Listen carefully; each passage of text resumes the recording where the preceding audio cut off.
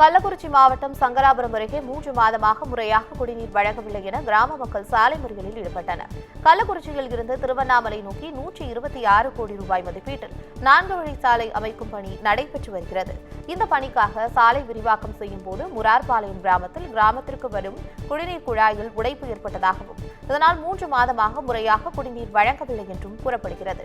இந்த நிலையில் முரார்பாளையம் கிராம மக்கள் சங்கராபுரம் கள்ளக்குறிச்சி சாலையில் காலி குடங்களுடன் சாலை மறியலில் ஈடுபட்டனர். தகவல் அறிந்து போலீசார் நடத்திய பேச்சுவார்த்தையை அடுத்து மறியல் கைவிடப்பட்டது.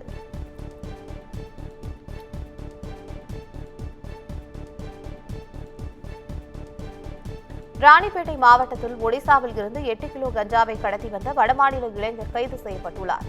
ராணிப்பேட்டை மாவட்டத்தில் கஞ்சா விற்பனையை தடுக்க போலீசார் சோதனையை நடத்தி வருகின்றனர். இந்த நிலையில் தலங்கை ரயில் நிலையத்தில் மதுவிலக்கு அமலாக்கப் பிரிவு போலீசார் ரோந்து பணியில் ஈடுபட்டிருந்த போது சந்தேகத்தின் பேரில் இருந்த வடமாநில இளைஞரை பிடிக்க முயன்ற போது தப்பி ஓடியவரை மடக்கி பிடித்து விசாரணை செய்துள்ளனர்.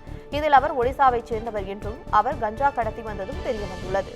இதையடுத்து 5 பண்டல்களில் சுமார் 80,000 ரூபாய் மதிப்பிலான 8 கிலோ கஞ்சாவை பறிமுதல் செய்த போலீசார் கடத்தலில் ஈடுபட்ட இளைஞரை கைது செய்து விசாரணை மேற்கொண்டு வருகின்றனர்.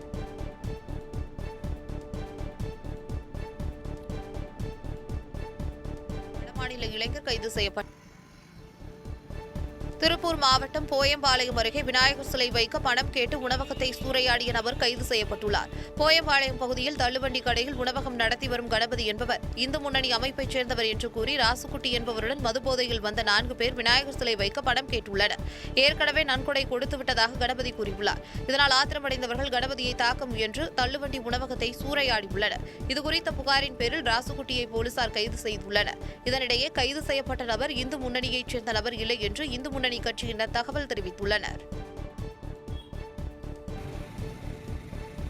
நாமக்கல் மாவட்டம் கீரனூர் பகுதியில் உள்ள ராசாம்பாளையம் சுங்கச்சாவடியை முற்றுகையிட்டு மணல் லாரி உரிமையாளர்கள் போராட்டத்தில் ஈடுபட்டுள்ளனர்.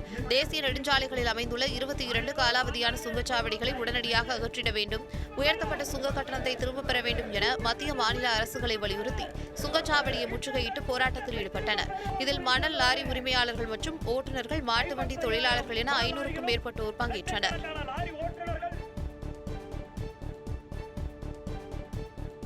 திண்டுக்கல் மாவட்டம் பழனி அருகே அரசு உதவித் தொகையில் முறைகேடு செய்த பள்ளி ஆசிரியை கைது செய்யப்பட்டார். நெய்க்காரப்பட்டி அரசு உதவி பெறும் மேல்நிலைப் பள்ளியில் விடுதியில் தங்கி பயிலும் மாணவர்களுக்கு ஆதி திராவிடர் நலத்துறை சார்பில் வழங்கிய விடுதி கட்டண உதவித் தொகையை பள்ளி தலைமை ஆசிரியை விஜயா முறைகேடு செய்ததாக கூறப்படுகிறது. பள்ளி நிர்வாகம் மீது அளிக்கப்பட்ட புகாரை அடுத்து தலைமை ஆசிரியை விஜயா மீது வழக்கு பதிவு செய்து கைது செய்து நீதிமன்றத்தில் ஆஜர்படுத்தி சிறையில் அடைத்தனர்.